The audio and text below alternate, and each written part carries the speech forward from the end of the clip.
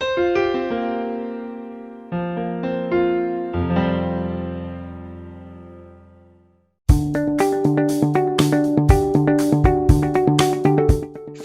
from the business sector, the pandemic edition. Hi, I'm Bill Stanczykiewicz. This is the first day from the fundraising school, and I'm joined today by my colleague, Andrew Keeler. Andrew is a leader on our fundraising team at the Indiana University Lilly Family School of Philanthropy, where we are significantly funded by private foundations and corporations, certainly by many generous individuals as well. And the success we've had in the foundation and corporate side is largely responsible to Andrew Keeler's good work and leadership of that aspect of our college's fundraising. So, Andrew, thank you so much for being with us on this podcast that is viewed and listened to by fundraisers across the United States and across the world. And before we dive into the particulars of the pandemic, I'd like to ask you to just, what are some of the general aspects of fundraising from the business sector, different from how we cultivate relationships with individuals or private foundations? Hi, Bill. I just want to say thank you for having me. I'm excited to be here today. So fundraising from the business sector is a little different. The businesses have different motivations than some individuals. Oftentimes they're in the business of making money, and so their motivations can be to help their bottom line, in addition to just being good community partners and good stewards. But similar to individuals, you would cultivate them and steward them and thank them for their gifts, just like you would any other donor. And so our colleague, Dr. Dwight Burlingame, who has literally written the book on fundraising from the business sector, often says in a capitalistic market-driven economy, businesses are in business to make money, not give it away. And when they give it away, they do so to help them make money. How do you approach that philosophically? How do you find that you're able to adapt to that thinking? Is there any uneasiness on your behalf in that thinking, knowing that, as you're thinking about businesses, part of their charitable giving motive could be their profitable bottom line? Yes, I think that's certainly the case. And you have to find that win-win, that alignment between you and your organization and the company. You're not always going to see eye to eye in everything, but I think if you have ways that are mutually beneficial, you can explore those and really engage in a dialogue around those issues. And one of the key aspects there is to have a gift acceptance policy, identify your nonprofit's values, your nonprofit's motivations, and just as you would with individuals, Andrew, right, do so with businesses and pursue those businesses that are most aligned with your values. That is correct. Yeah. I mean, there are so many companies doing great things, and whatever your subsector is or wherever you're working, I'm sure there's a company that you could find alignment with that would benefit both you, your organization, and your clients and the company. And that's a broad motivation. They're in business to make money, not give it away. When they give it away, they're doing so to help them make money.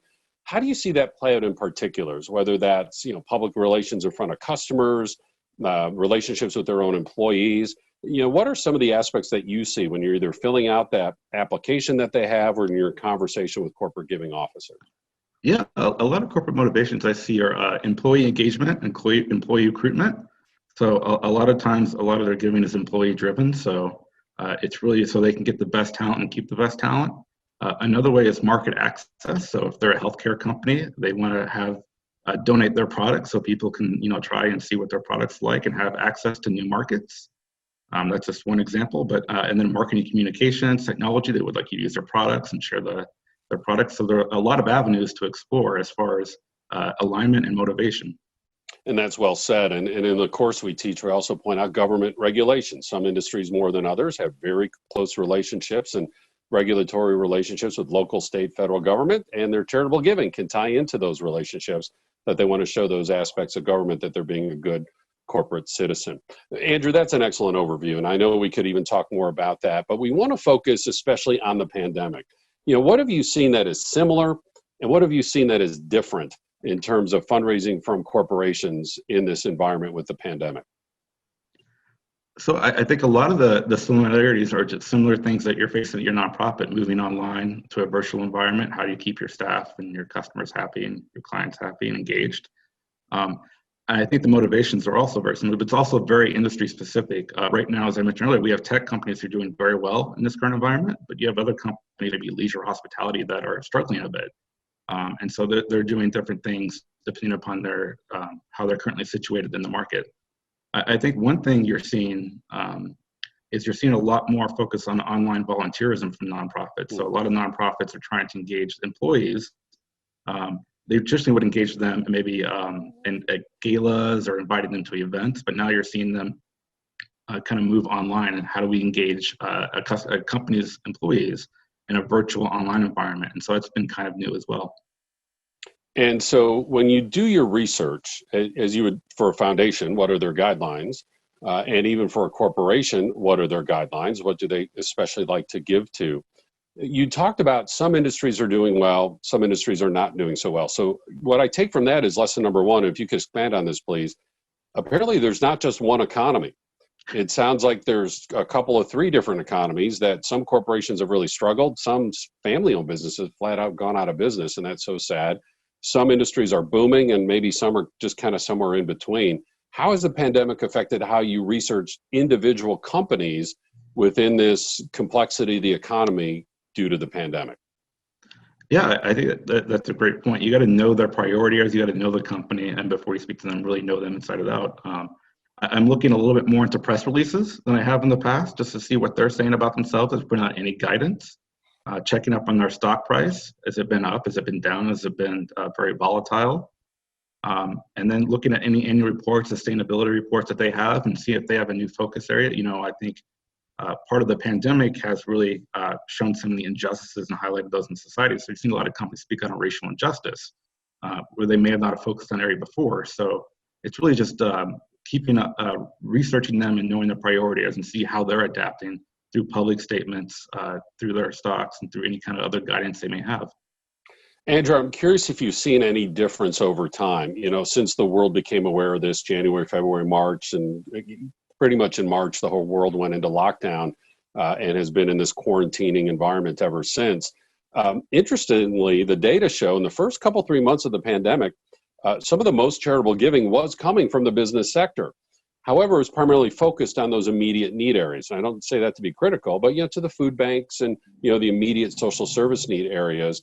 Are you seeing any difference now over time? Are businesses kind of returning to other sectors or not? What have you seen compared to, say, the early months of the pandemic as the situation has evolved moving forward? Yeah, I think it still may be too early to tell. But I will say, I think broadly, it's still really very much employee driven. So the causes that their employees care about and the causes, the industry area that the company's in are really going to be kind of overarching guides for where a company might fund or where they might donate product or engage their employees in volunteerism. And it'll be interesting to see how that plays out with business giving over time. I know some of our faculty talk about, you know, during a crisis like this, that charitable giving is focused first on immediate need. And maybe that happens for about 16 weeks or so. And then recovery, where maybe attention is turned to other subsectors within the philanthropic sector. And then a next phase of resilience, where, you know, the strongest nonprofits are still there to continue to receive support. Andrew, it'll be very interesting to see how that plays out in the business sector. And are you seeing any indications of that just yet? Yeah, I think, you know, the Lilly Family School of Philanthropy's own research in disaster philanthropy has shown that to be the case. And oftentimes companies are in the forefront of disaster response. And this pandemic is what we're seeing is treated very much like a disaster, like you would a hurricane or tornado. And so you really saw companies at the forefront of the basic needs response, as you said. And then they'll probably adapt their giving going forward to more of the resilience and less of the solving the immediate problems and maybe even policy areas. A lot of companies are engaged in the policy arena. And so you may see some giving go that direction as well. Andrew, one of the general guidelines of fundraising from the business sector is timing, that businesses budget everything, including their charitable giving. And you could come to a business with a great idea that they're in love with and they want to support. And they say our budget has just been finalized and that includes our charitable giving and we have specific destinations. Hey, come back next year. You know, that's just very traditional in business giving overall. Has that changed during the pandemic? Is it still kind of budget driven like that? Has charitable giving maybe been accelerated because of the pandemic for the companies that are in a position to give? No change whatsoever? Just kind of curious what you've observed. Yeah, so I've seen it's still very much they have their budget numbers, but they're giving their employees and their program officers and their sustainability officers a bit more freedom in how they're doling out that money, less restrictions. So a little bit more of general support grants immediate crisis response grants without a lot of reporting or strings attached. And so, but yeah, I think, if you're really interested in fundraising in the business sector, it's great to have that relationship and start talking to them before their fiscal year begins. So you can kind of talk to them about their budget and get in that queue and really kind of shape what that might look like a few months down the road. Wonderful to hear an awareness of the sense of urgency of the moment and giving their grant recipients, sponsorship recipients much more flexibility in this current environment. And you talk about developing relationships, based on timing with the fiscal year. What about developing those relationships? Of course, this is true about individuals. This is true about private foundations. How are you doing in terms of identifying those key decision makers in a business and then trying to establish a meeting when, for the most part, people still are not meeting in person? What does that look like in particular in fundraising from the business sector? I think it's very similar to the kind of the pre-pandemic, because a lot of it is that linkages, interest, and ability. And so what linkages do you have? Do you have volunteers with the company? Does anybody serve on your board? Do you, do you have donors who work at a company? Are you asking for a corporate giving match? And then when you talk to those donors or those volunteers, they'll often, open the door to you to the right person who makes those charitable decisions within the company. And find the company's interest. If you're reading up on them, doing your research, you might see some alignment. And then talk to your contacts there, and a whole host of ideas and possibilities will open up, I guarantee it. Andrew Keeler is a leader of the fundraising team at the Indiana University Lilly Family School of Philanthropy. And just amplifying his last point there, remember his encouragement earlier in this discussion to take your research to a deeper dive and a deeper level, including in the corporate sector that has adapted its giving practices to the current pandemic environment. And this is the type of information that is available through our courses at the Fundraising School. We have public courses available both online and now in person. And you can apply for and receive a crisis response scholarship that the registration fee for one of those classes can be reduced by 50%. We have quarterly webinars. We have podcasts such as this that are free. We have our Fridays with the Fundraising School. One Friday a month, we get together for a community conversation. All this information is available online at philanthropy.iupui.edu/the Fundraising School, where you will also find out information about our custom training that we can tailor make especially for your nonprofit, your association, or your region. With Andrew Keeler, this is Bill Stanczykiewicz, and you are now more fully informed on this first day from the Fundraising School.